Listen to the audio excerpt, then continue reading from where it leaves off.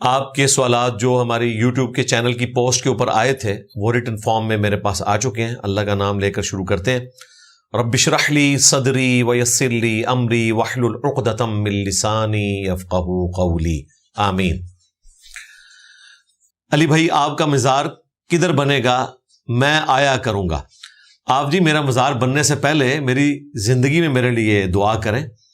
یہ ہمارے عوام الناس کے اندر بڑی عجیب سی چیز مشہور ہے کہ جب کوئی شخص مر جائے گا تو ہم اس کے حق میں دعا کریں گے. زندہ بندوں کو بھی دعاؤں کی ضرورت ہے، بلکہ زیادہ ضرورت ہے اس اعتبار سے کہ وہ اپنا قبلہ درست کر لیں. مرنے کے بعد تو کوئی شخص دنیا میں واپس آ کے اپنی اصلاح نہیں کر سکتا. اس لیے آپ اپنی زندگی میں دعاؤں میں یاد رکھیں. اور الحمدللہ میں روزانہ اپنے تمام سٹوڈنٹس کے لیے، ان کی فیملیز کے لیے باقاعدگی سے دعا کرتا ہوں، پوری امت کے لیے دعا کرتا ہوں، اور ہر مسلمان کو ایسا کرنا چاہیے. تشہد کے اندر بخاری مسلم میں آتا ہے کہ جب تم درود شریف پڑھ چکو، تشہد پڑھ چکو، اس کے بعد اپنے رب سے جو چاہو مانگو. اس میں روٹین بنائیں کہ دن میں ایک دفعہ کسی ایک نماز میں، چاہے فرض نماز ہے یا سنت موقدہ ہے، اس کے تشہد میں آپ وہ ساری دعائیں مانگیں جو آپ مانگنا چاہتے ہیں. اس میں ترتیب کے ساتھ سب سے پہلے ظاہر ہے کہ ماں باپ کا حق ہے حقوق العباد کے اعتبار سے، ان کے لیے دعا کریں، چاہے وہ زندہ ہیں یا فوت ہو چکے ہیں. رب ارحمہما کما ربیانی صغیرا. اے رب ہمارے ان دونوں پر رحم فرما، جس طرح انہوں نے بچپن میں مجھے پالا تھا، رحم کیا تھا مجھ پہ، تو بھی ان پر رحم فرما. اس کے بعد اپنی بیوی بچوں کے لیے دعا کریں. ربنا هب لنا من ازواجنا وذرياتنا قرة اعین واجعلنا للمتقین اماما. یہ دعا ہے.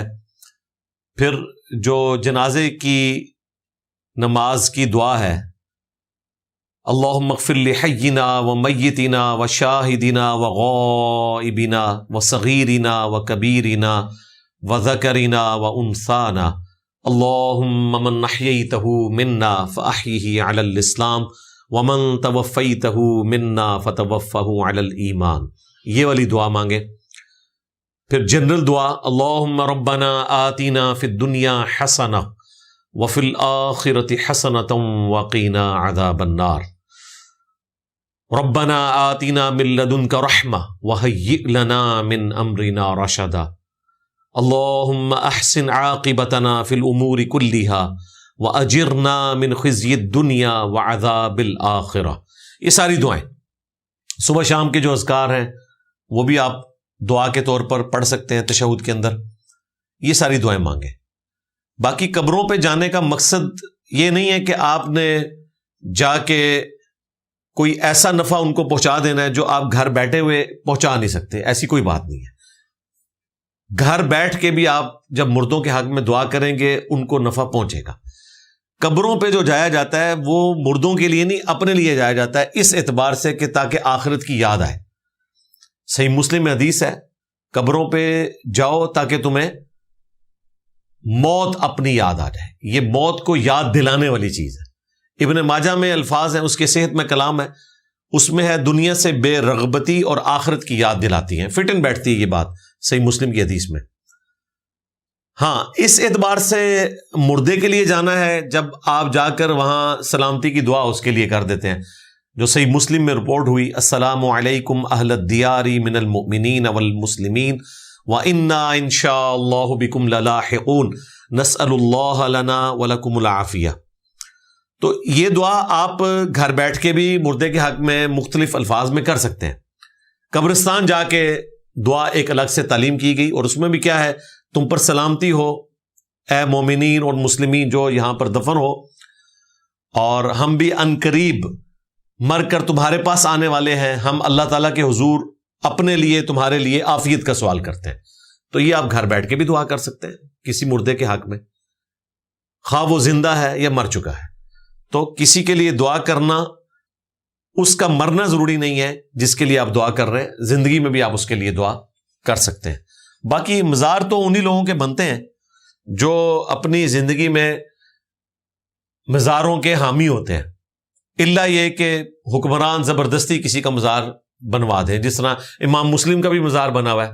حالانکہ حدیث تو امام مسلم نے لی ہے 2245 کہ نبی صلی اللہ علیہ وآلہ وسلم نے 3 کاموں سے منع فرمایا: قبروں کو پکا کرنے سے، قبروں پر بیٹھنے سے، یعنی مجاور بن کے بیٹھنا بھی منع ہے، اور ڈائریکٹ بیٹھنا بھی منع ہے، کیونکہ مسلم شریف میں حدیث ہے جو شخص کسی مسلمان کی قبر پر بیٹھے اس سے بہتر ہے کہ وہ آگ کے انگاروں پر بیٹھے اور آگ کے انگارے اس کے کپڑے، اس کی کھال کو بھی جلا دیں، یعنی وہ تکلیف کم ہے، اس سے زیادہ تکلیف ہونے والی ہے کسی مسلمان کی قبر پہ بیٹھنے کا جو عذاب ہونے والا ہے۔ تو قبر پہ ڈائریکٹ بیٹھنا بھی منع ہے، مجاور بن کے بیٹھنا بھی منع ہے۔ اور تیسری چیز آپ علیہ السلام نے صحیح مسلم کی اس حدیث میں ارشاد فرمائی کہ قبروں پر عمارت بنانے سے بھی منع کرتا ہوں۔ تو عمارت نہ بنے تو مزار بنے گا ہی نہیں، پھر تو سمپل قبریں ہوں گی، تو آپ وہاں بیٹھ کر دعا کریں۔ باقی اللہ تعالیٰ کو بہتر پتہ ہے۔ دیکھیں دنیا میں ہزاروں انبیاء آئے، بلکہ مسند احمد کی ایک حدیث ہے جس کے صحت کے اوپر کلام ہے، لیکن بعض محدثین اس کو صحیح بھی کہتے ہیں، شیخ البانی اس کو صحیح سمجھتے ہیں، کہ 1,24,000 انبیاء دنیا میں آئے، جن میں سے 315 رسول تھے۔ لیکن آج ہم 315 رسولوں کے مزارات بھی نہیں دکھا سکتے۔ یہ جو انبیاء کرام کے کوئی اکا دکا مزار آپ کو اسلام کے تاریخی مقامات کی ویڈیوز میں نظر آتے ہیں، یہ بھی کوئی ڈیفینیٹ نہیں ہے، اندازے کے ساتھ ہے۔ ڈیفینیٹ صرف محمد رسول اللہ صلی اللہ علیہ وآلہ وسلم کی قبر مبارک ہے، اور اس میں بھی جو مزار بنا ہوا ہے وہ نبی اسلام نے نہیں بنوایا۔ آپ علیہ السلام کی تو قبر مبارک بالکل سادہ تھی، صحیح بخاری میں موجود ہے۔ تابعی کہتے ہیں کہ میں نے نبی علیہ السلام کی قبر کی زیارت کی ہوئی ہے، وہ ایک بالشت اونٹ کی کوہان کی طرح اونچی تھی، اور ابو داؤد میں الفاظ ہے کہ مٹی کی وہ قبر اور اس کے اوپر سنگریزے، چھوٹے چھوٹے پتھر رکھے ہوئے تھے۔ یہ تابعی اس زمانے کی بات کر رہے ہیں جب لوگ سیدہ عائشہ کی اجازت سے حجرہ عائشہ میں جا کے قبر مبارک کی زیارت کر لیتے تھے، لیکن بعد میں تو یہ بھی بین ہو گئی۔ تابعین کے ہی دور کے اینڈ پر آ کر حجرہ عائشہ کو اس حوالے سے بین کر دیا گیا، پھر لوگ باہر سے ہی سلام عرض کرتے تھے، اور آج تک یہی سلسلہ جاری ہے۔ تو مزار تو صرف نبی اسلام کا کنفرم ہے، یعنی قبر مبارک آپ کی، اور بعد میں جو گنبد خضرا رکھا گیا وہ ایک مملوک ایمپرر تھا، اس نے 7ویں صدی ہجری کے اندر لکڑی کا گنبد بنا کے نبی اسلام کی قبر مبارک پہ رکھ دیا، جو آج پوری دنیا میں مزار کی دلیل کے طور پر پیش کیا جاتا ہے۔ اس کام کو جو نہ صحابہ نے کیا، نہ تابعین نے، نہ تبع تابعین نے، بلکہ ایک مملوک ایمپرر نے جو کہ ایوبی ڈائنسٹی سے تعلق رکھتا تھا، یہ اس کا کام ہے۔ سلطان قلاوون ایک مشہور مسلمانوں کا جنگجو لیڈر بھی رہا ہے اور حکمران کے طور پر، یہ اس نے کام کیا تھا، اور اس وقت لوگوں نے مخالفت کی، لیکن حکمران کا وہ مقابلہ نہیں کر سکتے تھے، تو وہ سلسلہ چل پڑا۔ تو مزار بنانا کوئی سنت نہیں، حالانکہ ٹیکنالوجی موجود تھی۔ آیا صوفیہ نبی علیہ السلام کی پیدائش سے بھی آلموسٹ 40 سال پہلے کا بنا ہوا ہے۔ صحابہ کرام سونے کا گنبد رکھ سکتے تھے، نبی علیہ السلام کی قبر مبارک پہ نہیں رکھا۔ صحابہ کرام زندہ تھے، یروشلم میں ڈوم آف دا راک، وہ قبۃ الصخرہ رکھا گیا، گولڈن ڈوم، جہاں سے نبی علیہ السلام معراج کے لیے تشریف لے گئے تھے، اس چٹان کے اوپر۔ وہی گنبد عبد الملک بن مروان کیا نبی علیہ السلام کی قبر مبارک پہ نہیں رکھ سکتا تھا؟ ان کو پتا تھا نبی علیہ السلام نے منع کیا، ہم نے یہ کام نہیں کرنا، تو یہ بعد میں ہوا۔ تو مزاروں کے تو ہم حق میں نہیں ہیں، ہاں قبروں پہ جائیں، وہ کسی بھی قبر پہ جائیں، آخرت کی یاد آ جائے گی۔ ہاں دعا کرنی ہے تو گھر بیٹھ کے بھی آپ دعا کر سکتے ہیں، اس کے لیے کسی کی قبر پہ جانا ضروری نہیں ہے۔ میرے والد کا حال ہی میں انتقال ہوا ہے، اللہ تعالیٰ ان کی مغفرت فرمائے، اور انہوں نے کہیں سے کپڑا خریدا تھا مگر اس کی ادائیگی نہیں کی، اور ہمیں نہیں معلوم کہ کس دکان سے خریدا تھا، اب ہمیں کیا کرنا چاہیے؟ ویسے حیران کن بات ہے، آپ کو یہ پتا ہے کہ انہوں نے ادائیگی نہیں کی، شاید بتایا ہوگا گھر میں کسی کو کہ میں اس طرح لے آیا ہوں، تو عموماً جہاں سے وہ کپڑا خرید کر لاتے ہیں انہی دکانوں میں سے کسی ایک دکان سے آپ رابطہ کریں۔ ظاہر ہے کہ کسی جاننے والے نے ہی ان کو یہ کپڑا دیا ہوگا، انجان آدمی تو اس طریقے سے کسی کو مفت میں کپڑا نہیں دے سکتا کہ آپ بعد میں اس کی رقم ادا کریں، تو امید ہے کہ ڈھونڈنے سے آپ کو مل جائے گا۔ پھر بھی اگر نہ ملے تو آپ اتنی رقم اس دکاندار کی طرف سے صدقہ کر دیں، قیامت والے دن جب اس کا ثواب اس کو ملے گا تو وہ خود بخود اس رقم کے حوالے سے آپ کے والد صاحب سے راضی ہو جائے گا. تو یہ کر لیں. اگر کوئی چور ہمارا مال چھیننے آئے تو کیا ہمیں مزاحمت کرنی چاہیے جبکہ اس کے پاس اسلحہ بھی ہو؟ اسلحے والے شخص کے ساتھ مزاحمت کرنے کا کوئی فائدہ نہیں ہے. سیدھا سیدھا موت کو گلے لگانے والی بات ہے. یہ جو مسلم شریف کی حدیث پیش کی جاتی ہے نا کہ چور اگر تیرے گھر میں گھس آئے تو ان سے لڑ، اگر تو مارا گیا تو شہید ہوگا، اور اگر وہ چور مارا گیا تو تجھ پہ کوئی گرفت نہیں ہے، نہ قانوناً نہ اللہ تعالیٰ کے حضور. یہ اس صورت میں ہے جب آپ اس کے ساتھ لڑنے کی کیپیسٹی رکھتے ہو. وہ گن لے کے آیا ہے، آپ کے پاس ڈنڈا ہے، تو اب آپ نے اس سے نہیں لڑنا. چپ کر کے جو گھر کا سامان لینے آیا وہ اس کے حوالے کریں، جان قیمتی ہے. لڑنا اس وقت ہے جب برابر کا آپ کے پاس اسلحہ موجود ہوگا. اگلے زمانوں میں اگر چور آتا تھا تلوار لے کر آئے گا، ظاہر ہے گولی تو نہیں چلائے گا، اور اگر آپ تلوار چلانا جانتے ہیں تو آپ مقابلہ کر سکتے ہیں. اور یہ بھی اعلیٰ ترین درجہ ہے اگر کوئی شخص اس طریقے سے کوئی کرنا چاہتا ہے. ادروائز یہ آپ کا رائٹ ہے کہ آپ لڑائی کریں یا نہ کریں. تو آج کل تو یہ حدیث اس طریقے سے صحیح مسلم کی امپلیمنٹ ہی نہیں ہوتی، کیونکہ اسلحہ والا شخص جو ہے اس کا مقابلہ ایک نہتا آدمی کر ہی نہیں سکتا. تو لڑے گا کیا؟ وہ تو مرے گا، لڑے گا نہیں. تو اس لیے بہتر یہ ہے کہ مرنے کی بجائے اور سو کالڈ لڑنے کی بجائے چپ کر کے سامان اس کے حوالے کریں اور بعد میں 15 پہ کال کریں، اور امید ہے کہ آپ کے لیے کوئی معاملہ بہتری کا ہو جائے گا. کیا جب کوئی تحفہ دے تو لینے سے پہلے اخلاقاً انکار کرنا چاہیے؟ ایک تحفہ ایسا ہے کہ جس کا انکار نہیں کرنا چاہیے، وہ صحیح بخاری میں موجود ہے. نبی صلی اللہ علیہ وآلہ وسلم کو اگر کوئی خوشبو تحفے میں دیتا تو آپ صلی اللہ علیہ وآلہ وسلم واپس نہیں کرتے تھے. اور صحیح مسلم میں حدیث ہے، آپ صلی اللہ علیہ وآلہ وسلم نے فرمایا کہ اگر کوئی شخص تمہیں خوشبو تحفے میں دے تو یہ کوئی زیادہ قیمتی تحفہ نہیں ہے، یہ عموماً یعنی ایک نارمل تحفے کی کیٹیگری میں فال کرتا ہے، تو وہ قبول کر لیا کرو. یعنی نبی اسلام نے مینشن کیا کہ چونکہ عام چیز ہے اس کو قبول کر لو. یہ نہیں ہے کہ ایک بندہ لا کے آپ کو مہنگی گاڑی گفٹ کر دیتا ہے اور پھر ضد لگا کے بیٹھ جاتا ہے اور کہتا ہے میں اس وقت تک نہیں اٹھوں گا جب تک یہ آپ گاڑی قبول نہیں کریں گے، کیونکہ نبی اسلام نے تحفہ لینے کا حکم دیا ہے. یہ اکثر لوگ آپ کو کہتے ہوئے نظر آتے ہیں، مجھے بھی بلیک میل کرنے والے بڑے لوگ آئے کہ جی نبی اسلام نے تو تحفہ قبول کرنے کا حکم دیا ہے. اور بھائی مسلم شریف کی اس حدیث میں الفاظ ہیں خوشبو کا تحفہ لے کر آئے، اور یہ بھی الفاظ موجود ہیں کہ یہ ایک عام چیز ہے جس کی اتنی زیادہ قیمت نہیں ہے تو اس کو قبول کر لو. گاڑیاں تو نہیں آپ نے تحفے میں قبول کرنی، ظاہر ہے پھر آپ تحفے قبول کریں گے تو ان کی مرضی کا دین ان کو بتائیں گے.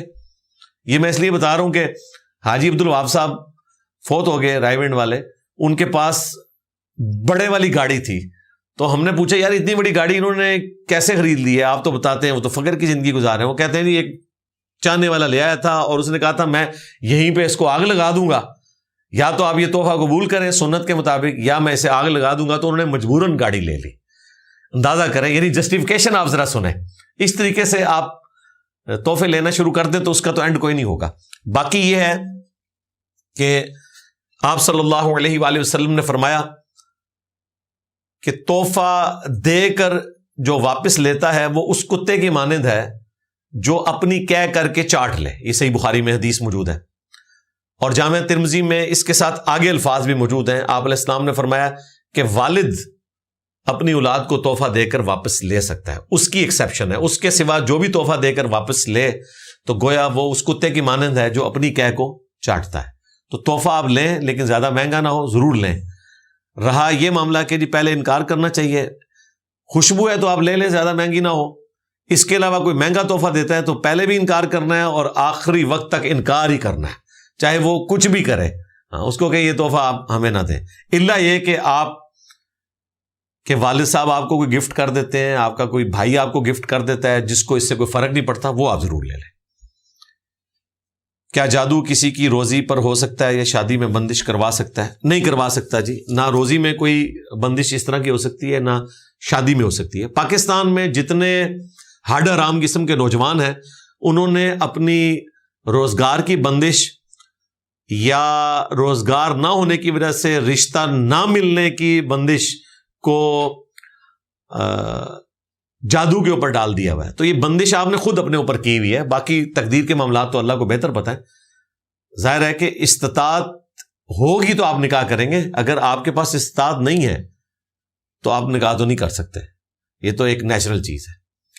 اس طریقے سے نہ کوئی کسی کا رزق روک سکتا ہے، نہ کسی کے ساتھ کوئی ایسا معاملہ کر سکتا ہے کہ اس کی شادی بین ہو جائے۔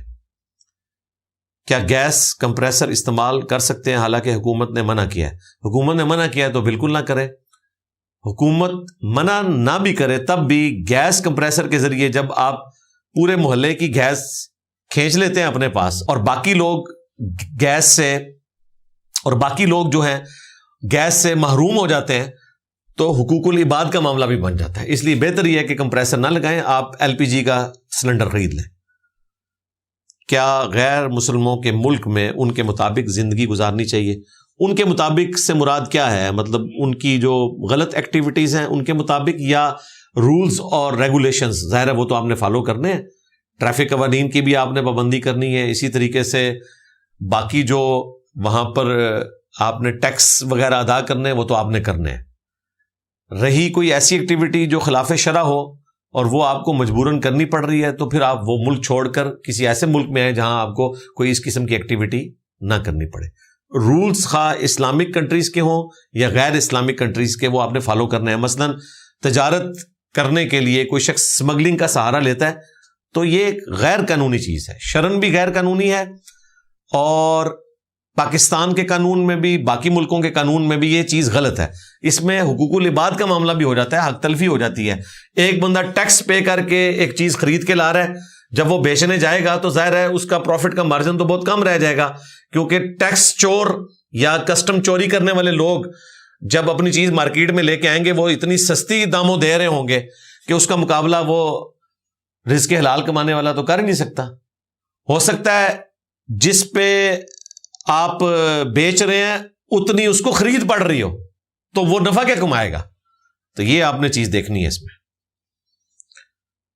میری بیٹی پیدا ہوئی، جب 2 ماہ کی ہوئی تو دوبارہ پریگنینسی ہو گئی، ہم نے پریگنینسی ضائع کروا دی، اب میں بہت پریشان ہوں، اس کا حل بتائیں۔ حل توبہ ہی ہے جی۔ اللہ تعالیٰ نے مفلسی کے ڈر سے اولاد کے قتل کو منع فرمایا قرآن پاک میں، خواہ وہ پریگنینسی کے دوران قتل ہو یا ڈیلیوری کے بعد قتل ہو، دونوں قتل ہیں۔ اس کی وجہ ہے کہ جب پریگنینسی ٹھہر جاتی ہے تو کسی درجے میں زندگی آ جاتی ہے۔ ایک استثناء ہو سکتا ہے کہ اگر کوئی پرہیزگار ڈاکٹر یہ ڈکلیئر کر دے کہ اس کی وجہ سے بچے کی ماں کو خطرہ ہے، تو پھر آپ ایز اے لاسٹ ریزارٹ اس طرح کی ایکٹیویٹی پرفارم کر سکتے ہیں۔ ادروائز جس کو شوق ہے وقفہ کرنے کا تو وہ میڈیکل طریقے اڈاپٹ کرے جس کے ذریعے وقفہ کیا جا سکتا ہے۔ کیا ذمہ داری اٹھانے کے ڈر سے شادی نہ کرنا قیامت کے دن حساب مشکل ہوگا؟ ایسا کرنا صحیح ہے؟ دیکھیں، اگر اس طرح کرنا شروع کر دے تو اس کا تو کوئی اینڈ نہیں ہونے والا۔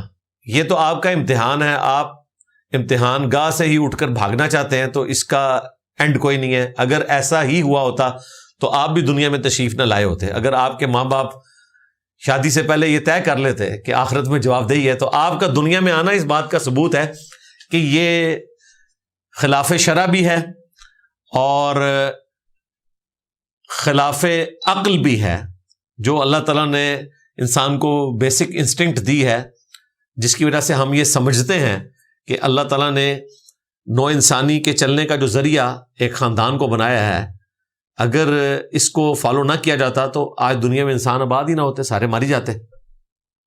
جو پہلے آباد تھے بس وہی رہتے اگر یہ معاملات آگے نہ چلتے۔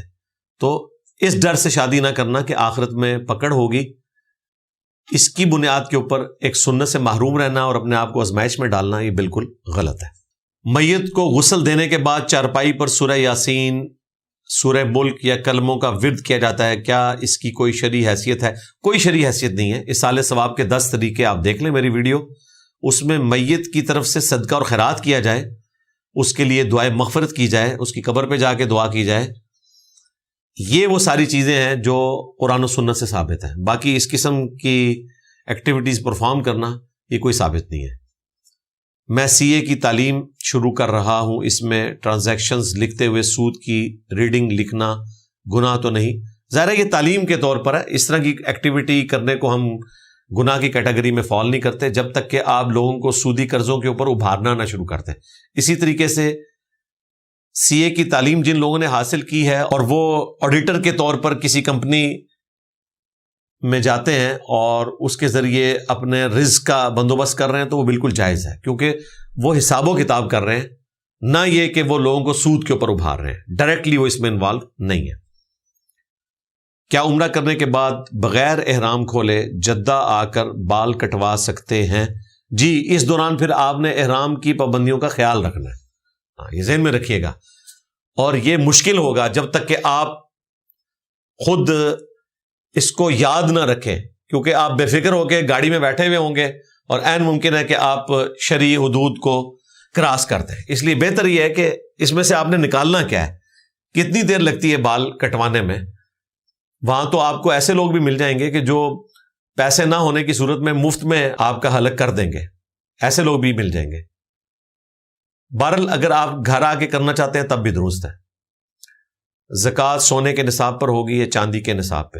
اگر تو آپ کے پاس صرف چاندی ہے تو چاندی کے نصاب پہ ہوگی 52.5 تولے. اگر صرف سونا ہے آپ کے پاس تو ظاہر ہے سونے کے نصاب کے اوپر ہوگی 7.5 تولے. سونا اور چاندی مکس ہو گیا تو علماء یہ کہتے ہیں کہ جی آپ نے چاندی کے نصاب کو لے کے چلنا ہے. اب چاندی کا نصاب جو ہے وہ تو 1 تولے سونے کے اوپر پورا ہو جائے گا، تو یہ بات بالکل غلط ہے. اس کی وجہ یہ ہے کہ اگر کسی کے پاس بھینسیں ہیں، اونٹ ہیں، گائے ہیں، بکریاں ہیں، تو ان کو مکس تو نہیں کیا جائے گا، ہر ایک کی کیٹیگری الگ سے تصور ہوگی. جیسا کہ بخاری میں حدیث ہے کہ 5 سے کم اونٹوں کے اوپر زکوٰۃ نہیں ہے. اب کسی کے پاس 4 اونٹ ہیں اور باقی بکریاں اتنی ہیں کہ ان کی قیمت 1 اونٹ کے برابر بن جاتی ہے، تو آپ اس کو مکس کر کے کہیں گے کہ جی 5 اونٹوں کے ایکویلنٹ جو زکوٰۃ ہے وہ دیں گے، تو یہ علماء آپ کو بتائیں گے نہیں ایسا نہیں ہوگا، وہ تو کیٹیگری الگ ہے. تو سونے کی کیٹیگری الگ ہے، چاندی کی الگ ہے. البتہ وہ چیزیں جو سونے کے ایکویلنٹ ہیں ان پہ سونے کا نصاب لگے گا، جیسا کہ ہماری کرنسی ہے. کرنسی کے اوپر چاندی کا نصاب لگانا یہ ظلم ہے. اس کی وجہ یہ ہے کہ کرنسی سونے کے ایکویلنٹ ہوتی ہے، چاندی کے ایکویلنٹ آج کل کرنسی نہیں ہوتی، کیونکہ چاندی آبسلیٹ ہو چکی ہے. اگلے زمانوں میں سونے کی جو کرنسی ہوتی تھی اس کو دینار کہتے تھے اور چاندی کی کرنسی کو درہم کہتے تھے. دینار سونے کا آپ دنیا میں کہیں پر بھی لے کر چلے جائیں، اس کی جو فیس ویلیو ہے وہ وہی ہوتی تھی جو اس کی انٹرنسک ویلیو ہے، جو اس کے اندر چھپی ہوئی ہے. لیکن آج اس طرح نہیں ہے. جو ڈالر کی ویلیو ہے وہ کسی درجے میں ہو سکتی ہے، باقی کرنسیز تو اگر دوسرے ملک قبول نہ کریں تو وہ کاغذ کا ایک نوٹ ہے، اس کی فیس ویلیو ضرور ہے، انٹرنسک ویلیو کوئی نہیں ہے. لیکن سونے کا اگر آپ کے پاس دینار ہے، اس کی انٹرنسک ویلیو بھی ہے، یعنی اس کے اندر چھپی ہوئی بھی، اور فیس ویلیو بھی ہے، دونوں چیزیں. تو اب چونکہ دینار ختم ہو چکے، درہم ختم ہو چکے، کرنسی نوٹ آ گئے، تو اب معاملہ ذرا ڈیفرنٹ ہو چکا ہے. کرنسی نوٹ چونکہ سونے کے ایکویلنٹ ہے، لہٰذا اس کے اوپر سونے کا حکم لگے گا. یہ نہیں ہے کہ 52.5 تولے چاندی کے برابر کسی کے پاس کرنسی ہے تو وہ زکوٰۃ دینا شروع کر دے گا. زکوٰۃ کے احکامات پہ مسئلہ 95B میرا دیکھ لیں تفصیل کے ساتھ. رسول اللہ صلی اللہ علیہ وآلہ وسلم نے فرمایا، اللہ سے دنیا اور آخرت دونوں میں بھلائی مانگو. لیکن آپ صلی اللہ علیہ وآلہ وسلم نے اللہ سے دعا کی کہ آل رسول کو صرف اتنا رزق دینا کہ ان کے جسم اور روح کا تعلق باقی رہے. تو آپ علیہ السلام نے دنیا اور آخرت دونوں میں رزق کیوں نہیں مانگا؟ تو مانگا ہے نا بھائی، آپ علیہ السلام نے رزق اتنا تو مانگا ہے نا کہ روح اور جسم کا رشتہ برقرار رہے. یعنی آپ نے ایکسیسو دولت نہیں مانگی. دنیا میں وقت گزارنے کے لیے سبسسٹنس لیول پہ جتنی بھلائی چاہیے اس کا سوال تو آپ نے اللہ تعالیٰ سے کیا ہے. آپ نے یہ جو فقر اڈاپٹ کیا اس لیے کیا کہ آپ نے امت کے لیے رول ماڈل بننا تھا، اور امت کی اکثریت ظاہر مالدار نہیں ہوگی. اس وجہ سے آپ علیہ السلام نے فقر کی زندگی اڈاپٹ کی. فقر کی زندگی یا غربت کی زندگی یہ فی الدنیا حسنہ میں آتی ہے. ظاہر ہے اگر فی الدنیا حسنہ سے مراد آپ کے پاس بہت زیادہ دولت کا آ جانا ہے، پھر تو فی الدنیا حسنہ بڑے تھوڑے لوگ رہ جائیں گے جن کے پاس دولت ہے. اللہ کے نزدیک تو یہ کرائٹیریا نہیں ہے. عین ممکن ہے کسی کے پاس دولت نہ ہو اور وہ فی الدنیا حسنہ ہو، اور عین ممکن ہے جس کے پاس دولت ہو وہ بھی فی الدنیا حسنہ ہو، جبکہ وہ دولت اللہ تعالیٰ کی راہ میں خرچ بھی کرتا ہو، اس کا حق بھی زکوٰۃ کی شکل میں ادا کرتا ہو۔ لہٰذا آپ نے یہ جو کنسیو کیا یہ غلط ہے۔ نبی الاسلام اگر بالکل فاقہ کشی کرنا شروع کر دیتے اور رزق کا استعمال بند کر دیتے پھر آپ کی بات درست ہوتی۔ بخاری میں تو یہاں تک آیا نبی الاسلام جب غار حرا میں جاتے تھے تو سیدہ خدیجہ آپ کو کھانا ٹفن میں باندھ کے دیتی تھی۔ آپ کے پیر فقیر جو ہیں وہ جنگلوں کے پتے کھاتے تھے، لیکن نبی الاسلام اپنے گھر سے کھانا لے کر جاتے تھے۔ اور آپ کے پیر فقیر تو بغیر کھائے پیے زندہ رہتے تھے، لیکن نبی الاسلام اپنا کھانا گھر سے خود لے کر جاتے تھے تاکہ امت کو یہ سبق دیں کہ یہ جو کہانیاں آپ کو بعد میں کرائی جائیں گی یہ ساری فراڈ ہے۔ لوگ کہتے ہیں کہ لیٹتے وقت شمال اور مغرب کی جانب پاؤں نہیں کرنے چاہیے، اس سے گناہ ہوتا ہے، اس بارے میں اسلام کیا کہتا ہے؟ اسلام نے تو کوئی اس قسم کی ممانعت نہیں کی، ایون اس قسم کی ممانعت تو قبلہ رخ پاؤں کرنے کے لیے بھی نہیں آئی۔ وہاں پہ بھی قبلہ رخ پیشاب کرنے کی ممانعت آئی ہے صحیح بخاری میں، یا بخاری مسلم میں نبی الاسلام نے مسجد کی وہ دیوار جو قبلے کی جانب ہے اس پہ ایک تھوک لگا ہوا دیکھا تو آپ ناراض ہوئے، اپنے مبارک ہاتھوں سے صاف کیا، اور آپ نے فرمایا جب کوئی شخص نماز کے لیے کھڑا ہوتا ہے تو اس کا رب اس کے سامنے ہوتا ہے، تو یہ والی ایکٹیویٹی پرفارم نہ کرو۔ بلکہ آپ علیہ السلام نے اس امام کو پھر امامت سے اتار دیا تھا جس نے یہ تھوک پھینکا تھا، یعنی اس چیز کو آپ نے ناپسند فرمایا۔ تو قبلہ رخ تھوکنا یہ بھی ناپسندیدہ ہے، پیشاب کرنا بھی ناپسندیدہ ہے، پاؤں قبلہ رخ ہونا اس کے بارے میں کوئی حدیث نہیں ملتی۔ ہاں کوئی شخص احتیاط کرنا چاہتا ہے ضرور کرے، لیکن گناہ کی کیٹیگری میں یہ فال نہیں کرتا، اور بس اوقات یہ مجبوری بھی بن جاتا ہے۔ جس طرح کہ ایسا مریض جو شخص اٹھ نہ سکتا ہو اور ہر وقت بستر پہ لیٹا ہوا ہو، جب اس نے نماز پڑھنی ہے اس نے پاؤں قبلہ رخی کرنے ہیں۔ اس کا طریقہ تو وہ لوگ بھی بتاتے ہیں جو قبلہ رخ پاؤں کرنے کو گناہ سمجھتے ہیں کہ جی آپ اس کے پاؤں قبلہ رخ کریں اور ہلکا سا اس کا سر اٹھائیں، اس کے نیچے تکیہ رکھیں تاکہ اس کا چہرہ قبلہ رخ ہو جائے اور وہ نماز اشارے سے ادا کر سکے۔ تو یہ چیز وہ لوگ بھی مانتے ہیں جو قبلہ رخ پاؤں کرنے کے قائل نہیں ہے۔ تو قبلہ رخ پاؤں کرنا گناہ کی کیٹیگری میں فال نہیں کرتا۔ ہمارے ہاں تو پنجاب میں اس سے بھی بڑی چیز مشہور ہے کہ اگر کوئی شخص قبلہ رخ پاؤں کر کے سویا ہوا ہے تو اس کو جگا دو، اور اگر اس نے پاؤں بغداد شریف کی طرف کیے ہوئے ہیں تو پاؤں کاٹ دو۔ کہتے ہیں اتنی بڑی گستاخی ہوگی ہے، پاؤں کاٹ دو اس کے۔ بالکل مشہور ہے یہ۔ پاؤں اس لیے کاٹ دو کہ جو بغداد شریف والے بزرگ تھے نا، انہوں نے لوٹے کی ٹوٹی سیدھی نہ ہونے کے اوپر اپنا مرید جلا کے راکھ کر دیا تھا، تو وہی والا جلال میرا خیال ہے عبد القادر جیلانی کے ماننے والوں میں بھی ٹرانسفر ہو گیا ہے کہ لوگوں کے پاؤں کاٹ دینا، لیزر مار کے جلا کے راکھ کر دینا۔ اچھا یہ باتیں جب ہم کرتے ہیں نا، لوگ کہتے ہیں جی آپ عبد القادر جیلانی کی توہین کر رہے ہیں۔ مجھے اگلے دنوں ایک بندے کی ای میل آئی کہ جی آپ عبد القادر جیلانی رحمۃ اللہ علیہ کا نام ذرا احترام سے لیا کریں۔ جی نام احترام سے لیتے ہیں، ان کو آپ کرٹیسائز نہ کیا کریں اس طرح کے معاملات کے اوپر۔ بھائی کیوں نہ کرٹیسائز کریں؟ ان کے جو کسٹوڈین ہیں، جو ان کی جائز روحانی اولادیں ہیں، جب وہ خود مان رہے ہیں کہ وہ یہی کچھ تھے تو ہم کرٹیسائز کریں گے نا ان کی ایکٹیویٹیز کو، بتائیں گے کہ انہوں نے غلط کام کیا، مرید کو جلا کے راکھ کر دیا، اور قرآن پاک میں آیا جس نے ایک مؤمن کو ناحق قتل کیا وہ ہمیشہ کے لیے جہنم میں ہے۔ یہ وعید ان پہ فٹ ہوتی ہے۔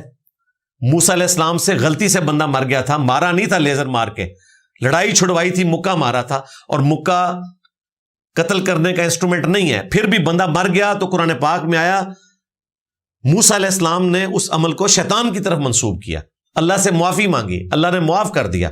پھر بھی بخاری مسلم میں آیا قیامت والے دن جب لوگ سفارش کے لیے ان کے پاس جائیں گے، وہ کہیں گے مجھ سے دنیا میں بندہ مر گیا تھا، آج اللہ تعالیٰ جلال میں ہے، مجھے آج اپنی فکر ہے۔ تو مجھے بتائیں اگر موسیٰ علیہ السلام کو اپنی فکر ہے تو عبد القادر جیلانی کو اپنی فکر نہیں ہوگی؟ انہوں نے تو جان بوجھ کے بندہ مارا ہوا ہے۔ اب اس میں صفائیاں ان کی طرف سے دینا کہ نہیں وہ بڑے اچھے تھے، بعد والوں نے ان کی طرف غلط چیزیں منسوب کر دی، تو بھائی یہ ذمہ داری آپ پوری کریں۔ میری نہ ان کے ساتھ کوئی رشتہ داری ہے، نہ کوئی دشمنی ہے، نہ کوئی دوستی ہے۔ میں خام خواہ ایسے بندے کی وکالت کیوں کروں جو ناحق اپنے مریدوں کو قتل کرتا تھا. قیامت والے دن اگر اللہ نے مجھ سے پوچھ لیا کہ تیرے پاس کون سی ایسی دلیل تھی کہ تو اس کی طرف سے جھوٹا دفاع کرتا رہا جبکہ اس نے تو بندہ مارا ہوا تھا، تو میرے پاس کوئی جواب نہیں ہے. لیکن اس بات کا جواب میں دے سکتا ہوں کہ مجھ سے اگر پوچھا گیا کہ تیرے سامنے تو بندہ نہیں مارا تھا، تو میں جواب دوں گا کہ یا اللہ ان کے جو کسٹوڈین تھے انہوں نے میرے تک یہی بات پہنچائی تھی. تیری کتاب میں، تیرے نبی علیہ السلام کی احادیث میں تو ان کا ذکر موجود نہیں تھا. ہاں جن کا ذکر وہاں پر ملتا ہے ان کے بارے میں ہم نے کوئی اس طرح کا رویہ اڈاپٹ کیا ہو تو ہماری ضرور گرفت کر. تو انشاءاللہ تعالی ہمارا یہ مقدمہ اللہ تعالیٰ کی بارگاہ میں بھی ثابت ہو جائے گا سچا، جس طرح ہماری ویڈیوز میں ثابت ہو رہا ہے. تو ہمیں کوئی تکلیف نہیں ہے کہ ہم لوگوں کی طرف سے جھوٹا دفاع کرنا شروع کر دیں. اور میں آپ کو بتاؤں دوسروں کے بزرگوں کے لیے ان کا ایٹیچیوڈ یہی ہے. کیوں نہیں جھوٹا دفاع کرتے بریلوی اشرف تھانوی کا، جس نے 2000 کتابیں لکھی ہیں؟ وہ کہتے ہیں ہمیں کیا ضرورت پڑی ہوئی ہے اس کی طرف سے دفاع کریں. کیوں نہیں دیوبندی دفاع کرتے اعلیٰ حضرت بریلوی کا؟ وہ کہتے ہیں ہمیں کیا ضرورت پڑی ہوئی ہے کہ ہم دفاع کریں.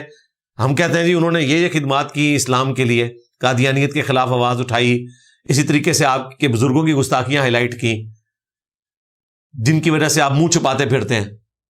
تو وہ کہتے ہیں نہیں جناب، ہمیں کوئی چیز مجبور نہیں کرتی، ہم خام خواہ ان کا دفاع کرتے رہے. تو ہمیں بھی کوئی مجبور نہ کرے کہ جن بزرگوں کا تعارف ان کی کتابوں سے، ان کے ماننے والوں سے اتنا ورسٹ ہوا ہے کہ وہ کتاب و سنت کے خلاف ہے، ہم خام خواہ ان کی طرف سے چمچہ گیری کرنا شروع کرتے. ہمارا ٹائم اس سے زیادہ قیمتی ہے. ہم نے اگر دفاع کرنا ہے تو اس کا کرنا ہے جس کی قبر مدینے میں ہے صلی اللہ علیہ وآلہ وسلم، یا ان کے جانثار صحابہ کرام اور اہل البیت علیہم السلام کا کرنا ہے. بعد والے جو لوگ ہیں، آپ کے نزدیک کوئی بزرگ ہو سکتا ہے، ہم کوئی پابند نہیں کسی کو بزرگ ماننے کے لیے، البتہ جن کی اسلام کے لیے کنٹریبیوشن ہے اس حوالے سے کہ دین ان کے اوپر کھڑا ہے، جس طرح کے محدثین ہیں، ظاہر ہے کہ ان کے اوپر دین کھڑا ہے، اللہ تعالیٰ نے ان کے ذریعے دین کی اشاعت کا معاملہ کیا، ان کا ہم دفاع کرتے ہیں، ان کی کتابوں کا بھی دفاع کرتے ہیں. جن لوگوں نے کلمہ پڑھایا اور لوگوں کو مسلمان کیا تو اللہ سے اجر پائیں گے. اور ڈاکٹر ذاکر نائک نے الحمدللہ انڈائریکٹلی 11 لاکھ کے قریب لوگوں کو مسلمان کیا. الجزیرہ کی یہ رپورٹ ہے. اور کسی بریلوی نے ان کو ولی اللہ سلطان الہند نہیں مانتا. کیوں؟ وہ کہتے ہیں کہ جناب کسی کو کلمہ پڑھانا بزرگی کی دلیل نہیں ہے. تو بھائی اگر ڈاکٹر ذاکر نائک کی وجہ سے 11 لاکھ لوگ مسلمان ہوں تو اس کی بزرگی کی دلیل نہیں ہے، تو معین الدین چشتی یا علی حجویری یا عبد القادر جیلانی، ان کا کسی کو مسلمان کرنا بزرگی کی دلیل کہاں سے ہو گیا؟ کہتے ہیں نہیں جی ڈاکٹر ذاکر نائک کے عقیدے درست نہیں ہے. تو ہم کہتے ہیں آپ کے بزرگوں کے وہ عقیدے جو آپ بتا رہے ہیں ان کی کتابوں میں لکھے ہیں وہ بھی درست نہیں ہے. لو سامو، انسان کو ہمیشہ حرام میں لذت کیوں محسوس ہوتی ہے؟ دیکھیں دنیا میں اللہ تعالیٰ نے ایسی چیزوں میں لذت رکھی ہے جو آخرت میں انعام بننے والی ہے، لیکن دنیا میں ٹیسٹ کے طور پر ان لذتوں کو بین کر دیا ہے. ان میں سے بعض لذتیں ایسی ہیں جن کے لیے اللہ تعالیٰ نے تھوڑا سا وے آؤٹ بھی نکال دیا ہے. جس طرح کوئی شخص اپنی شہوت کی تسکین کے لیے نکاح کرے، اللہ تعالیٰ نے اجازت دے دی. ایک مرد کو 4 تک شادیاں کرنے کی اجازت دے دی، اس سے زیادہ نہیں. اس کے بعد بین کر دیا. ہاں جنت میں اس طرح کا کوئی بین نہیں ہے. یہ شریعت کی پابندیاں دنیا میں مرد کے لیے سونا پہننا حرام قرار دے دیا. حالانکہ ایک سٹیٹس سمبل کے طور پہ لوگ پہنتے ہیں فخریہ، سونے کی گھڑیاں پہنتے ہیں، لاکٹ پہنتے ہیں. لیکن آخرت میں قرآن پاک میں آتا ہے کہ اہل ایمان کو سونے کے کنگن پہنائے جائیں گے. دنیا میں ریشم حرام کر دیا، لیکن جنت میں ریشم حلال ہوگا، قرآن پاک میں رپورٹ ہوا ہے. تو جنت کی وہ نعمتیں جو دنیا میں روزہ رکھ کر حاصل ہونے والی ہیں، وہ دنیا کے روزے کو توڑ کر حاصل ہونے والی نہیں ہے. دنیا میں اللہ تعالیٰ نے ایک روزہ رکھ دی ہے، جو موت کے دن افطار ہو جائے گا وہ ساری پابندیاں ہٹ جائیں گی. جس طرح کے رزق حلال کھانا جائز ہے لیکن روزے کی حالت میں آپ نہیں کھاتے کیونکہ اللہ تعالیٰ نے منع کیا ہے، اس طرح ہم نے اپنی زندگی میں بھی ایک بڑا روزہ رکھا ہوا ہے جس کا افطار کا وقت موت کے وقت آئے گا. اس کے بعد وہ پابندیاں اٹھ جائیں گی. تو اس کا انتظار کریں. یہ لذت اسی لیے رکھی ہے تاکہ جنت میں ہمیشہ کے لیے اس لذت کو حاصل کرنے کے لیے آپ دنیا میں ایفرٹ پٹ کریں اور ہمارے لیے امتحان بھی ہو. دیکھیں بخاری مسلم میں حدیث ہے، اللہ تعالیٰ نے جہنم کو شہوات سے ڈھانپ دیا ہے. یعنی اٹریکٹفل چیزیں جو آپ نے لکھا لذت، یعنی دنیا میں بظاہر ان چیزوں میں لذت ہے لیکن وہ جہنم کی طرف لے جانے والی ہے. اور جنت کو ناگوار چیزوں سے ڈھانپ دیا ہے. دنیا میں ہے وہ مشکل لیکن جنت میں وہی چیز لے کے جائے گی. یعنی دنیا میں کیا ناگوار چیز ہے؟ رزق حلال کمانا، ماں باپ کے حقوق پورے کرنا، میاں بیوی کے حقوق پورے کرنا، بچوں کے حقوق پورے کرنا، غسل جنابت کی تکلیف اٹھانا، روزے کی مشقت اٹھانا، 5 وقت نماز ریگولرلی پڑھنا. ظاہر مشقت ہے نا. تو یہ وہ ناگوار چیزیں ہیں جو طبیعت کے اوپر ناگوار گزرتی ہیں، اگرچہ ہم شوق سے کریں لیکن ظاہر ایفرٹ تو پٹ کرنی پڑتی ہے. جنت تک پہنچنے کے لیے ناگوار چیزوں کو عبور کرنا پڑے گا. جہنم تک جانے کے لیے آپ کو کوئی محنت کرنے کی ضرورت نہیں ہے. ہر وہ چیز جو آپ کو اٹریکٹ کر رہی ہے اس میں آپ داخل ہو جائیں اور سیدھے جہنم میں جا کے لینڈ کریں. اللہم اجرنا من النار، آمین. اگر کسی عورت کو جہاز میں بیٹھے ہوئے حالت احرام میں مخصوص ایام شروع ہو جائیں تو اس کے لیے عمرہ کے کیا احکامات ہیں؟ وہ کنٹینیو کرے گی. بخاری مسلم میں حدیث موجود ہے، سیدہ عائشہ کو بھی یہ پیریڈز شروع ہو گئے تھے حج کے دوران، تو نبی الاسلام نے فرمایا کہ جو طواف کعبہ سے متعلق چیز ہے، ظاہر ہے حرم مکہ میں آپ بغیر پاک ہوئے داخل نہیں ہو سکتے، نماز نہیں پڑھ سکتے، اس طرح کی چیزیں چھوڑ دو اور باقی احکامات پورے کرو.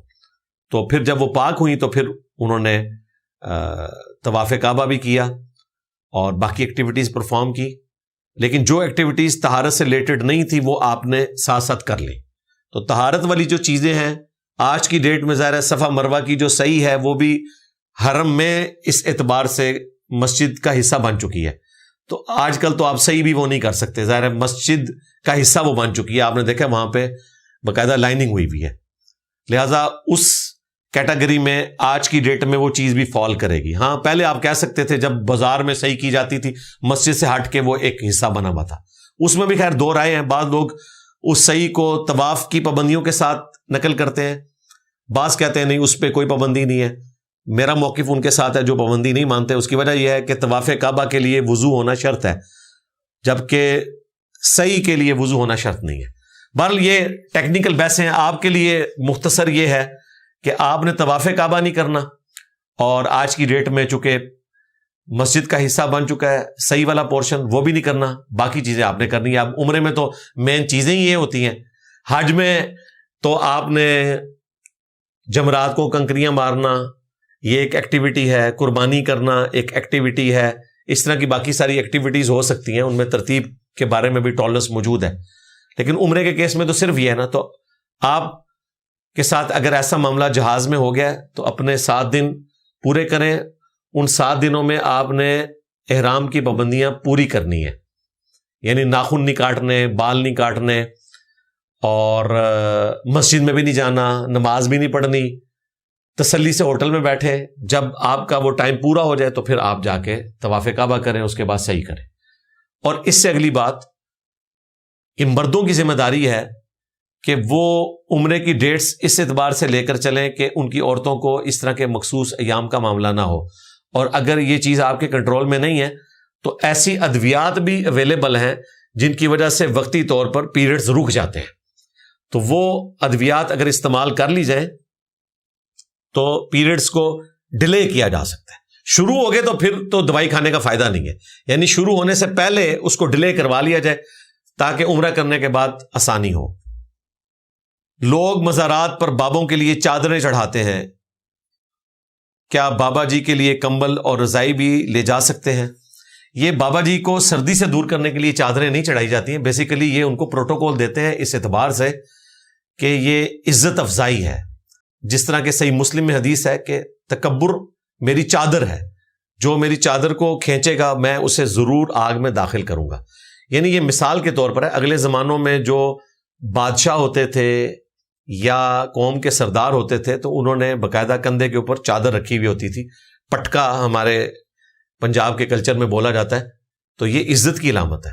آپ کسی کی پگڑی اتار دیں یا کسی کا پٹکا اس طریقے سے چھین لیں تو گویا کہ آپ نے اس کو بے عزت کر دیا. تو اللہ تعالیٰ فرماتا ہے تکبر میری چادر ہے، جو اس کو ہاتھ ڈالے گا میں اسے آگ میں داخل کروں گا.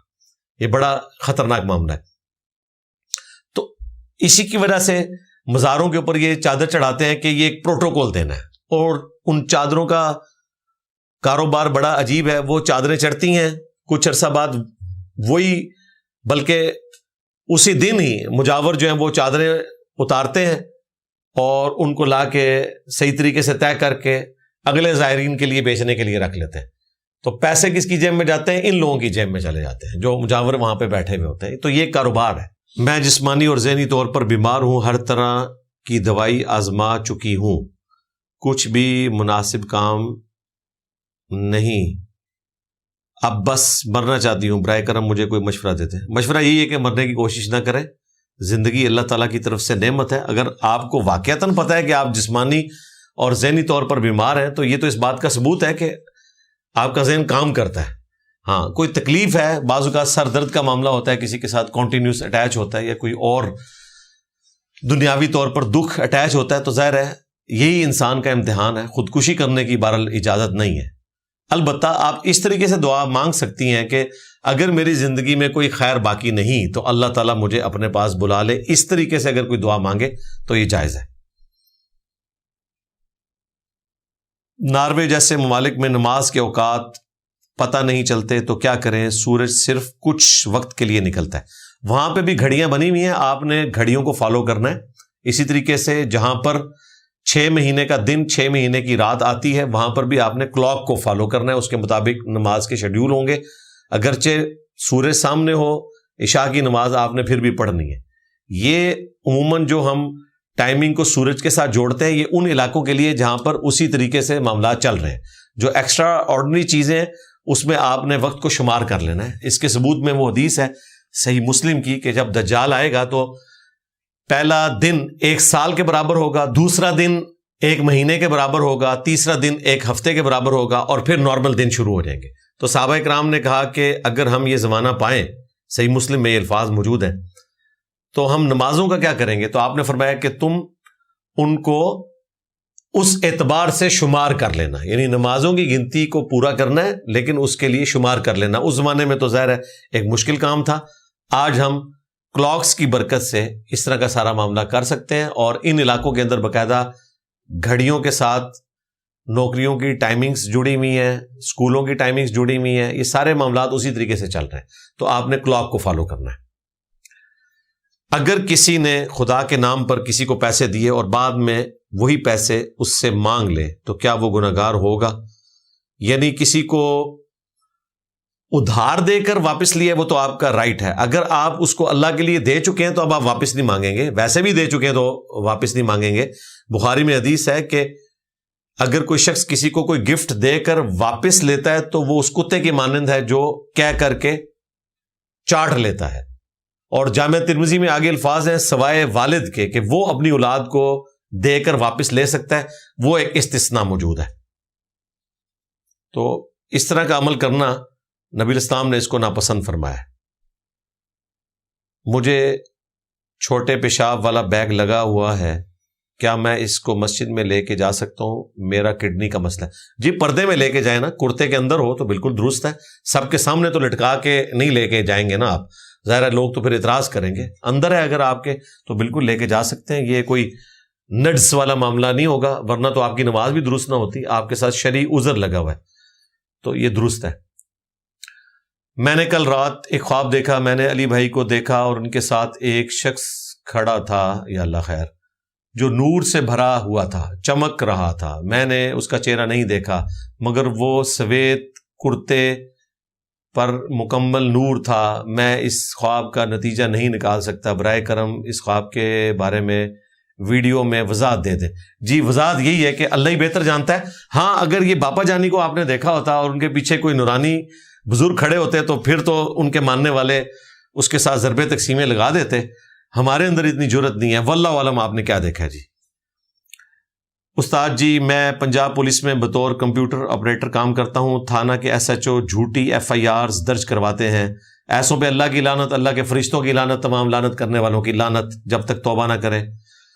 لوگوں کو مارتے ہیں پیسے کے لیے. میں ان کے ماتحت ہوں. مجھے وہ مقدمات درج کرنا پڑتے ہیں ورنہ میری نوکری چلی جائے گی. نوکری کیوں چلی جائے گی؟ آپ CM صاحبہ کو بتائیں. جس تھانے میں آپ ہیں تو انشاءاللہ تعالیٰ وہ نوٹس لیں گی. ان کا تو دعویٰ یہی ہے کہ ہم تو کرپشن فری پنجاب بنانے جا رہے ہیں. ان کو شکایت لگائیں, انہوں نے تو آن لائن پورٹلز بھی بنائے ہوئے ہیں, کریں جی. باقی اگر آپ کو زبردستی ایسا کوئی معاملہ کرنا پڑ رہا ہے تو آپ اپنی ٹرانسفر کا کوئی معاملہ کر دیں تاکہ آپ اس طرح کی جگہ سے بچ سکیں. ادروائز اگر آپ نے ہمت کرنی ہے تو آپ شکایت لگائیں. میں یہی آپ کو مشورہ دے سکتا ہوں. ارحم نام رکھنا کیسا ہے؟ بچوں کے اچھے نام بھی تجویز کریں. ارحم کا مطلب ہوتا ہے بہت زیادہ رحم کرنے والا. ہم اللہ تعالیٰ کے لیے بھی استعمال کرتے ہیں, یا ارحم الراحمین, یعنی رحم کرنے والوں سے بھی بڑھ کر رحم فرمانے والا, سب سے بڑھ کر رحم فرمانے والا. اگرچہ ارحم کا ورڈ اللہ تعالیٰ کے لیے استعمال ہوا ہے قرآن و سنت میں, لیکن نبی صلی اللہ علیہ وآلہ وسلم کے حوالے سے بھی یہ ورڈ یوز ہوا ہے. صحیح مسلم میں حدیث ہے, انس بن مالک کہتے ہیں میں نے نبی صلی اللہ علیہ وآلہ وسلم سے بڑھ کر ارحم اپنے گھر والوں کے لیے کسی کو نہیں پایا. پھر اس کے بعد انہوں نے ذکر کیا کہ جب نبی علیہ السلام کا بیٹا ابراہیم فوت ہوا تو آپ علیہ السلام کی آنکھوں سے آنسو رواں تھے, تو آپ علیہ السلام اپنے گھر والوں پر شفیق تھے. تو وہاں پر جو مسلم شریف میں لفظ آیا ہے ارحم آیا ہے, یعنی بہت زیادہ رحم فرمانے والے. تو اس سے یہ پتہ چلا کہ ارحم ورڈ آپ غیر اللہ کے لیے بھی استعمال کر سکتے ہیں, اور نام کے طور پر اس کو رکھنا درست ہے, اگرچہ ایک صفت ہے لیکن یہ نام کے طور پر بھی بالکل درست ہے. باقی بچوں کے جو اچھے نام ہیں وہ ہم نے کافی ساری ویڈیوز میں ڈسکس کی ہیں. اس میں بنیادی چیز یہ ہے کہ نام آپ کوئی بھی رکھ سکتے ہیں, اس کا مطلب شرکیہ نہیں ہونا چاہیے, یا کوئی ایسا معیوب قسم کا مطلب نہ ہو جس کی اسلام میں اجازت نہیں ہے, تو وہ نام آپ نہ رکھیں. مثال کے طور پر صحیح مسلم میں آتا ہے کہ حضرت عمر فاروق رضی اللہ تعالیٰ عنہ نے اپنی بیٹی کا نام آسیہ رکھا تھا. آسیہ کا مطلب ہے گنہگار. ویسے عاجزی کے طور پر ہم حمدیہ کلام میں بھی اپنے آپ کو آسی بول دیتے ہیں, وہ ایک الگ بات ہے. نام نہیں رکھا جا سکتا آسی, یہ عین والا آسی ہے. یہ فرعون کی جو بیوی کا نام تھا نا آسیہ, وہ الف کے ساتھ تھا, حمزہ کے ساتھ, عین کے ساتھ نہیں تھا, وہ درست ہے. یہ والا جو عین الف صاد یا اور ہا گنہگار کو کہتے ہیں. تو مسلم شریف کے الفاظ ہیں, نبی علیہ السلام نے آسیہ نام چینج کر کے جمیلہ نام رکھ دیا. آپ علیہ السلام کی سنت تھی کہ آپ ناموں کو تبدیل کر دیا کرتے تھے. جامع ترمذی میں حدیث ہے, سیدہ عائشہ کہتی ہیں کہ اگر کسی نام کا مطلب درست نہیں ہوتا تو نبی علیہ السلام اس کو تبدیل کر دیا کرتے تھے. صحیح مسلم میں حدیث ہے کہ عبداللہ اور عبد الرحمن یہ دو پسندیدہ نام ہیں اللہ تعالیٰ کو, عبداللہ اور عبد الرحمن. اور مسلم شریف میں ایک اور حدیث ہے کہ بنی اسرائیل کے لوگ اپنے پیغمبروں کے ناموں کے اوپر نام رکھا کرتے تھے. اس چیز کو نبی علیہ السلام نے پسند فرمایا, انڈورس کیا ہے. تو آپ نے نام رکھنا ہے بچوں کا تو پیغمبروں کے ناموں پہ رکھیں. محمد رکھیں, ابراہیم رکھیں, موسیٰ رکھیں, عیسیٰ رکھیں, ہارون رکھیں, یحییٰ رکھیں, زکریا رکھیں. قرآن پاک میں 25 انبیاء کے نام آئے ہیں, وہ رکھیں.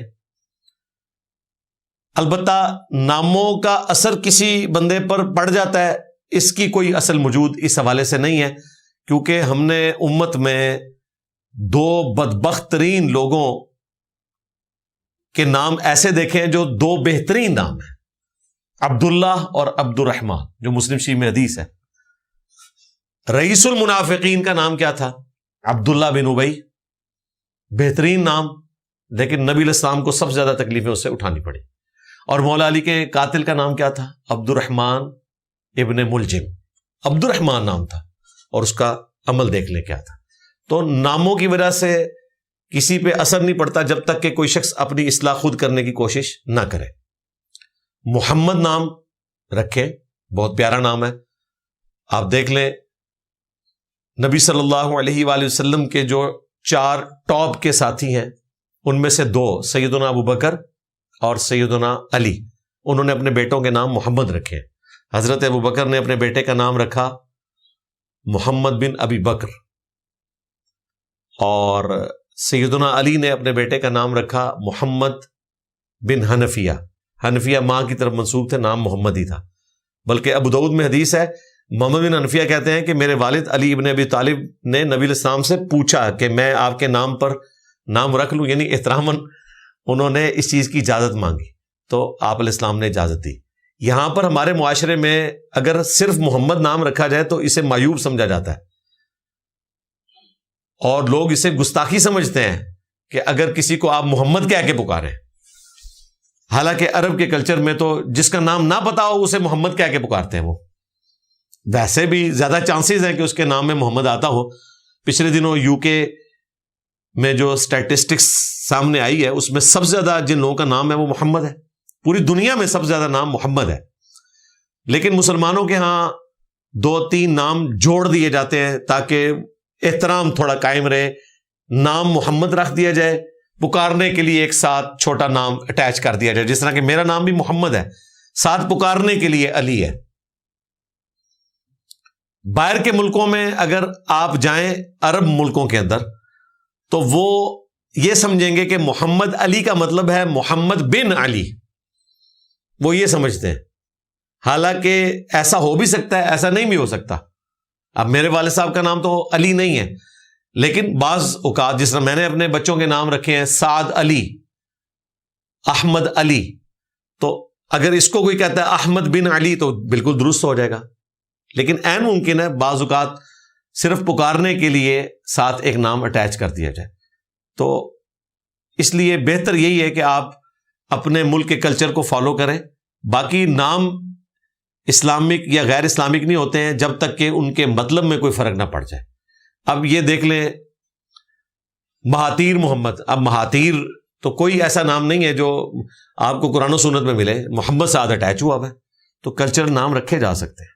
بلکہ میں تو یہ مشورہ دوں گا جو نان مسلم مسلمان ہوتے ہیں وہ اپنے ناموں کو کنٹینیوس اسی طریقے سے جاری رکھیں، ساتھ کوئی نام اٹیچ ضرور کر لیں اپنی ایک محبت کے اظہار کے لیے. اگر ان کے مطلب میں کوئی فرق نہیں ہے، یعنی کوئی شرکی الفاظ نہیں ہے، تو آپ رکھیں. کئی صحابہ کرام جو مسلمان ہوئے ہیں ان کے نام کوئی نبی علیہ السلام نے چینج تو نہیں کیے. یعنی حضرت عمر رضی اللہ تعالیٰ عنہ اعلان نبوت کے 6 سال کے بعد مسلمان ہوئے ہیں، تو نام ان کا پہلے سے ہی عمر ہے، نبی علیہ السلام نے تو نہیں رکھا ہوا. یہاں پہ لوگ نام چینج کر دیتے ہیں. اگلے دنوں آپ کو پتا ہے نا، وہ قادیانیوں کی ایک تنظیم نے ایک سرمنی ارینج کی تھی اور اس میں دعوت اسلامی والوں کو ایوارڈ ملا. اس کو انشاءاللہ تعالیٰ میں تفسیر کے ساتھ ڈسکس کروں گا، مزے لے لے کے انشاءاللہ تعالیٰ. اور جو ان کے مولویوں نے کروٹیں لیں، پہلے دفاع کرتے رہے، بعد میں رجوع کیا، پھر رجوع کا بھی انہوں نے دفاع کرنا شروع کر دیا. وہ انشاءاللہ میں کروں گا. مجھے اس میں ایک جملہ بڑا عجیب لگا.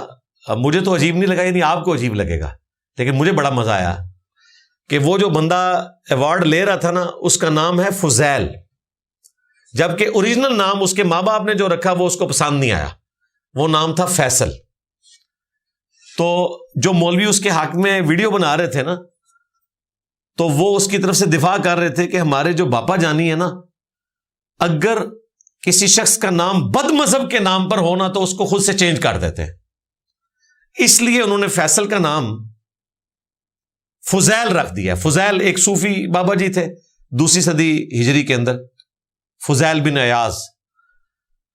تو ایک بد مذہب کا نام تھا فیصل، اس وجہ سے باپا جانی نے اپنے اس مرید کا نام فیصل چینج کر کے فضیل رکھ دیا.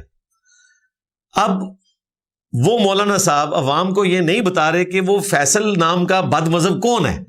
یعنی ہمارے علم میں تو مسلمہ نام ہے، مسلمہ کذاب، ایک بد مذہب، ایک دجال جس نے جھوٹا دعوی نبوت کیا. اچھا، اسی طریقے سے غلام احمد قادیانی، اگرچہ اس کا نام تو درست تھا، اس کا عمل جو ہے وہ کفریہ تھا، وہ تو نام مسلمان رکھتے ہیں. میں نے اپنے بیٹے کا نام احمد رکھا ہوا ہے. میں خود غلام احمد ہوں. ظاہر ہے کہ احمد نام نبی علیہ السلام کا قرآن میں رپورٹ ہوا ہے. اگر عبداللہ ابن ابی اپنے نام کی لاج نہ رکھ سکا اور عبد الرحمن ابن ملجم اپنے نام کی لاج نہیں رکھ سکا، تو یہ غلام احمد اگر غلام احمد نہ ہو سکا تو کیا مسئلہ ہوا؟ بریلویوں کے اپنے بابے کا نام احمد ہے، احمد رضا لوسامو، ٹھیک ہے. اسی طریقے سے شیخ احمد سرندی، جس نے سب کانٹیننٹ میں دین تصوف کو ترویج دیا، سنی شیعہ فساد پھیلایا، اس کا نام بھی احمد ہے. غلام احمد پرویز اس کے نام کے اندر بھی احمد آتا ہے, ٹھیک ہے. اور امام احمد بن حنبل ان کے نام میں بھی احمد آتا ہے. تو ناموں سے کیا فرق پڑتا ہے؟ تو اس مولوی نے یہ نہیں بتایا کہ یہ فیصل کون سا بد مذہب ہے. اگر آپ کے علم میں ہے تو مجھے بتائیں. ویسے دماغ لڑائیں کون ہوگا بندہ فیصل نام کا بد مذہب. وہ بیسیکلی جو ایک سعودی کنگ تھا نا فیصل, اس کو وہ بد مذہب سمجھتے ہیں. ان کے نزدیک سعودیہ کے حکمران بد مذہب ہیں, وہابی ہیں. اس کے علاوہ کوئی تاریخ اسلام میں فیصل نام کا بندہ بد مذہب نہیں گزرا, سوائے سعودی کنگ فیصل کے, جس کے نام کے اوپر سب سے بڑا سعودی ایوارڈ ہے جو مولانا مودودی کو ملا تھا. پہلا جو کنگ فیصل ایوارڈ تھا مولانا مودودی کو دیا گیا تھا, سب سے بڑا ایوارڈ سعودی عرب کا. اور 2015 میں وہی ایوارڈ جو ہے وہ ڈاکٹر ذاکر نائک کو دیا گیا. ایک آنر کی بات ہے. تو باپا جانی نے جو فیصل نام چینج کیا وہ والا فیصل ہے جو کنگ فیصل تھا. لو سامو, یہ آپ کو کوئی بریلوی بتا سکتا ہے.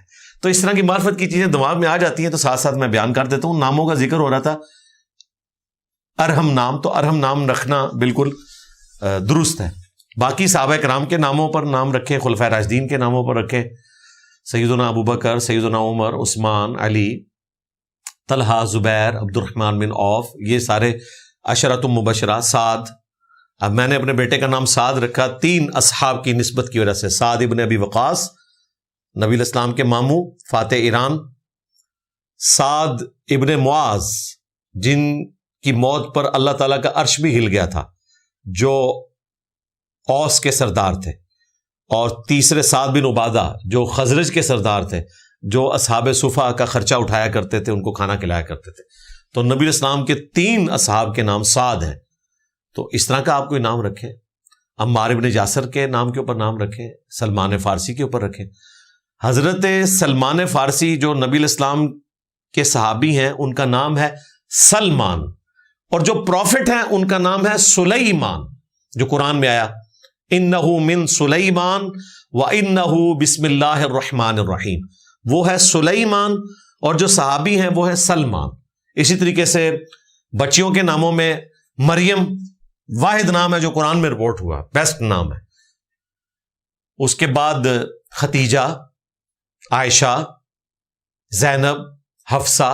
نبی الاسلام کی بیٹی کا نام بھی زینب ہے, آپ کی 2 بیویوں کا نام زینب ہے, تو یہ پسندیدہ نام ہے. مولا علی نے اپنی بیٹی کا نام زینب رکھا ہوا تھا. تو اس طرح کے یہ سارے نام جو صحابیات کے نام ہیں یا صحابہ اکرام علیہم رضوان کے, اور ان سے بھی بڑھ کر انبیاء اکرام علیہم السلام کے جو نام ہیں وہ آپ رکھیں. باقی ناموں سے کوئی فرق نہیں پڑے گا جب تک کہ کرتوت درست نہیں ہوں گے. اس میں بعض اوقات نام کو مختصر کر کے بھی بلایا جاتا ہے, جس طرح عبد الرحمن کو رحمان کہہ کے بلانا, تو یہ جائز ہے. بعض لوگ سمجھتے ہیں یہ کوئی شرکیہ جملہ ہو جائے گا اس حوالے سے کہ آپ ایک انسان کو رحمان کہہ رہے ہیں. تو اللہ تعالیٰ کا نام رحمان نہیں ہے, اللہ کا نام ہے الرحمان.